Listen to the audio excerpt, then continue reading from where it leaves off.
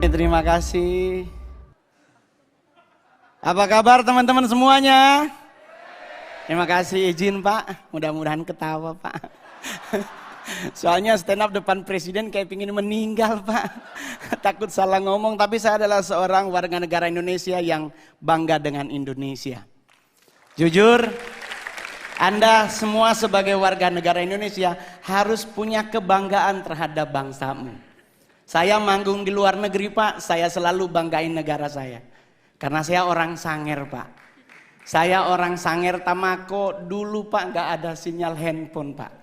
Zaman saya dulu kalau nonton Elias Pikal Pak, kalau ada hujan meninggal sama rumahnya Pak.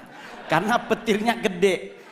Saya dulu jadi stand up komedian 2011, 2016 pulang Sanger Pak. Tetap handphonenya hanya di satu titik Pak. Tetapi di saat Bapak menjadi presiden, sekarang Sanger udah 4G LTE Pak. Wah, dulu kalau ke Sanger pelantikan bupati ngirim SMS atau WA hari Senin, diterimanya hari Rabu Pak. Dan saya boleh jujur kalau ngelihat dari data tadi, benar bangsa kita tuh bangsa yang luar biasa. Betul? Kita emas aja kita masuk 5 besar loh Pak. Cadangan emas dunia kita masuk bro. Apalagi batu bara kita nomor 2. Tadi nikel, timah, tembaga kita keren. Terus kenapa kita harus dikit-dikit luar negeri? Prewed ke luar negeri. Prewed Pak ke London. Alasannya mau pingin foto sama Big Bang. Lah kan di Bukit Tinggi ada. Iya dong. Kita ngapain harus ke London? Belum tentu juga ketemu sama Ratu Elizabeth atau Pangeran Charles sekarang. Tapi kalau kita ke Padang ketemu gubernurnya. Makannya sesuai dengan leher kita bro. Ke London makan roti. Lah saya orang Manado, kalau roti itu ibadah bro. Iya kan? Kenapa? Ya tapi kita harus akui Pak. Di London 4 sisi nyala jamnya Pak. Kalau di Padang di Bukit Tinggi ada 1 yang mati baterainya. Mungkin ya Pak ya. Jadi kita harus bangga, ngapain ke Hawaii ingin liburan di pantai. Kita punya Bali, kita punya Sulawesi, kita punya Aceh. Kita semua punya, bahkan mohon maaf, setan aja Anda nonton film horor negara manapun. Indonesia sarjana beliau. Nah, itu suster ngesot bro. Kalau nggak D3 kemungkinan S1 bro. Loh, saya boleh jujur Pak, di luar negeri kuburan dipakai buat nonton. Kita Indonesia lewat kubur permisi. Iya enggak? Coba kalau udah maghrib pasti misi. Lah ini dikubur 5 meter di bawah tanah. Kalau dia nyahut silakan. Di kita meninggal bro. Jadi kita harus bangga jadi orang Indonesia sekalipun ada yang kurang juga Pak dari bangsa kita. Kita negara terkepo nomor 2 di dunia. Tetangga berantem gak ditinggal, kita pasti dengar. Ya kan? Perancis bom meledak penduduknya hilang. Indonesia bro. Sarina meledak. Gak nyampe 15 menit jalan Sabang, jalan Jaksa, Tanah Abang numpuk semua di perempatan. Ini polisi lagi tembak-tembakan. Oh, yang mana bro? Yang mana? Gak ada takut-takutnya loh Pak. Jadi kita wajar kalau negara kepo, Pak serius. Bukti kedua di mana Pak? Saya nongkrong Senayan City Pak. Sorry Pak, udah artis ya Pak. Kalau dulu Keramat Sentiong Pak. Saya tinggal di Keramat Sentiong, sekarang udah pindah Anak Selatan. Which is sometimes harus bahasa Inggris ya kan? Ya gitu. Bro, saya boleh jujur, kita lagi pipis Pak di urinoir, berenam nih lagi pipis berenam, tahu-tahu di belakang bunyi Pak, put. Itu kita berenam ini nggak dikomando, nengok semuanya. Rasa ingin tahu siapa yang bunyi Pak. Dan mohon maaf Bapak Ibu, ditungguin. Kita udah habis pipis harusnya keluar, 6-6-nya di wastafel. Nunggu orangnya keluar, dia keluar kita ngomong, oh elu. Tinggi banget Pak.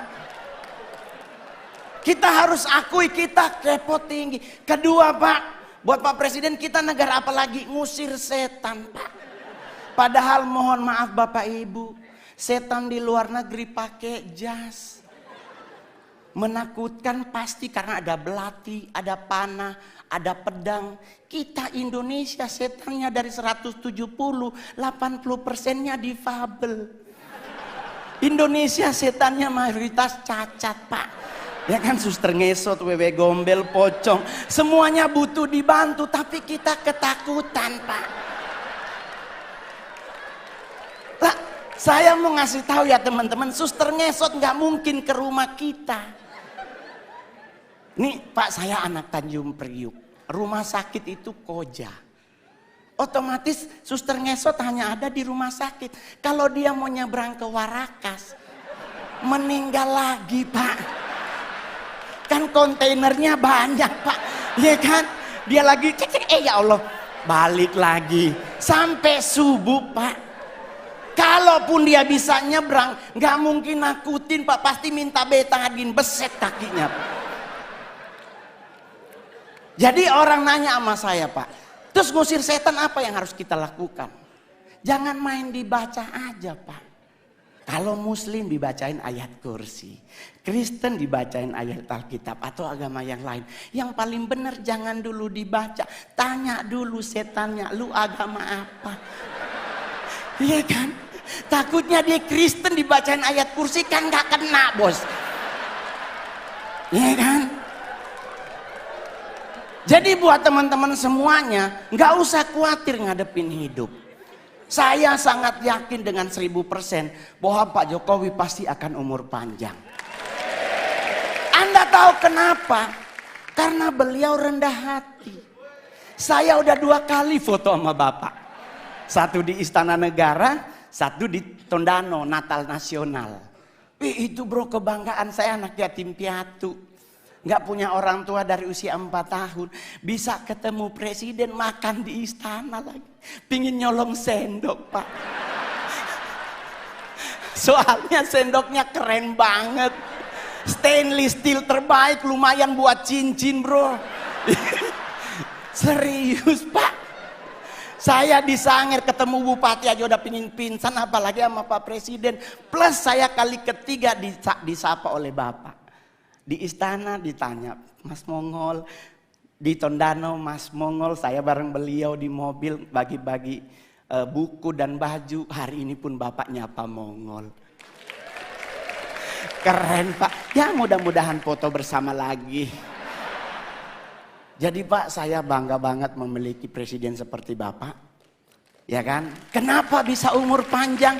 Beliau rendah hati. Ini yang paling terakhir. Orang yang cepat meninggal adalah orang yang sombong. Ajaran agama Kristen dan Islam sepakat. Nabi itu benci orang sombong.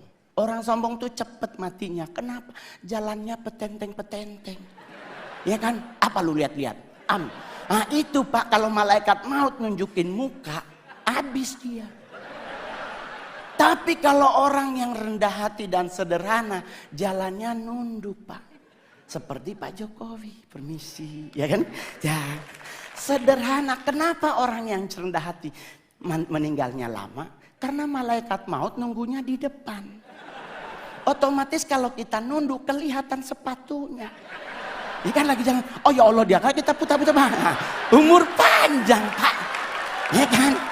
Iya dong. Yang kedua, yang lama mati adalah orang apa? Orang budek Pak.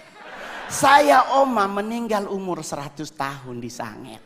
Mohon maaf Pak, di Sangir nggak ada aturan makanan Pak. Selama dia halal dan bisa dimakan, dimakan. Lah kita sekarang ribet makan, nggak boleh nasi putih karena karbo dan gula tinggi. Harus ganti nasi merah karena karbo gula rendah, serat tinggi. Padahal kalau bicara nasi berwarna, kuning yang paling enak. Ya dong, udah ada ayam sepotong, orek dan sebagainya ya. Gak ada orang meninggal gara-gara nasi, serius lah. Coba Anda pelajari sejarah. Jenderal Sudirman menurut dokter Belanda cuman punya 3 bulan lagi dia akan meninggal. Karena mengidap penyakit paru-paru yang akut. Tapi coba Anda cek sejarah. Lama beliau mati. Jadi kenapa Jenderal Sudirman lama mati? Rendah hati. Yang kedua, Oma Mongol sampai 100, kenapa? Dia budek, Pak. Mungkin malaikat maut udah manggil dari umur 70, Ibu Yohana. Oma Mongol gak denger, Pak. Kenapa orang budek lama mati? Orang dipanggil sebelah aja dia gak denger, apalagi sama yang di atas. Ya kan? Ya. Yang paling terakhir, soalnya Pak kalau makin banyak Pak bayar. Ya kan? Saya stand up komedi terbaik, terlaris, termahal di Indonesia. Asik. Ya kan? Yang paling terakhir saya berharap juga buat semua yang hadir hari ini, berhenti mengucapkan turut berduka cita. Semoga almarhum atau almarhumah diterima di sisinya. Jangan lagi dipakai kalimat ini. Kenapa?